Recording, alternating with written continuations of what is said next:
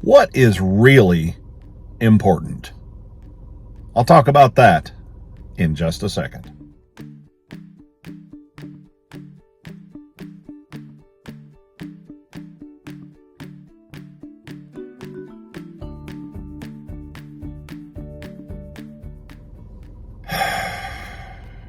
Boy, do I have a lot to do.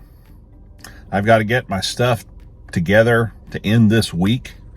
Next week is spring break, so I have to plan ahead for the week following that.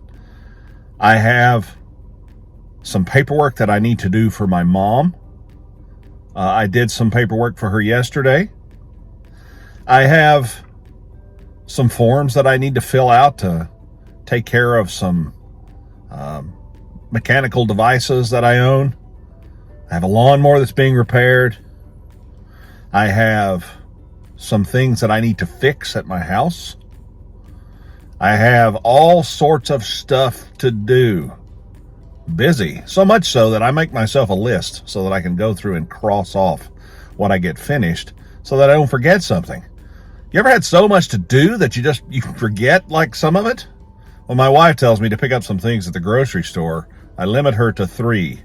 After 3, I say, you need to text me your list, because I will absolutely not come home with everything she says if she gets more than 3. I would have to say them over and over again. It's not that I'm incompetent or I can't remember. It's just for some reason I have a hard time remembering particular things when I'm going to the grocery store. I'll get the cottage cheese, but I'll forget the sour cream. Or I'll get the strawberry lemonade and forget bananas. It's just my way of thinking. I just have a hard time remembering that. So I need a list after about 3 items. What's really important, though? All these things, we forget stuff and it irritates us, and we have all this paperwork we have to do and it irritates us, and we have things that we have to do and chores, and I've got to do this and I've got to do that, and I've got to get this done, and this has got to be paid, and I got to go over here and do this. And what is really important, though? It frustrates us so much, and we get all stressed out over it, and it doesn't really, in the big scheme of things, mean anything. Did you know that in 100 years, I will have been dead for quite some time, unless Jesus returns? Probably within 50 years, I will have been dead, at least for a little while, unless I live to be a very old man. I'm 51. You start like backing those years down. Okay, in 10 years, I'm 61. In 20 years, I'm 71. Ooh, how far am I going to get? We all ought to think that way. I know in my 20s, you think that your life's going to last forever, and then you blink twice, and you're in your 50s.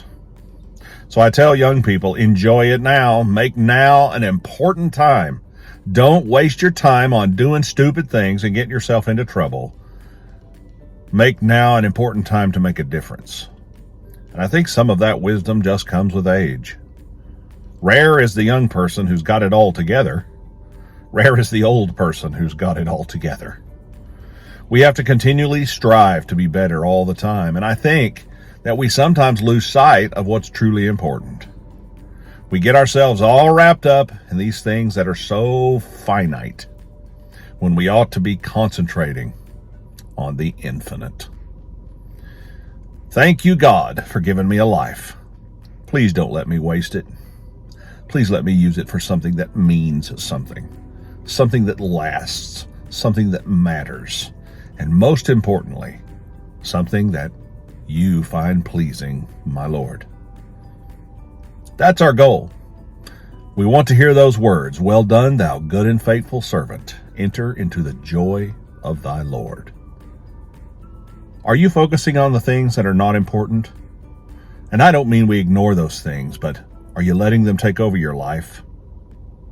Remember what's truly important, folks. We only get one chance at this.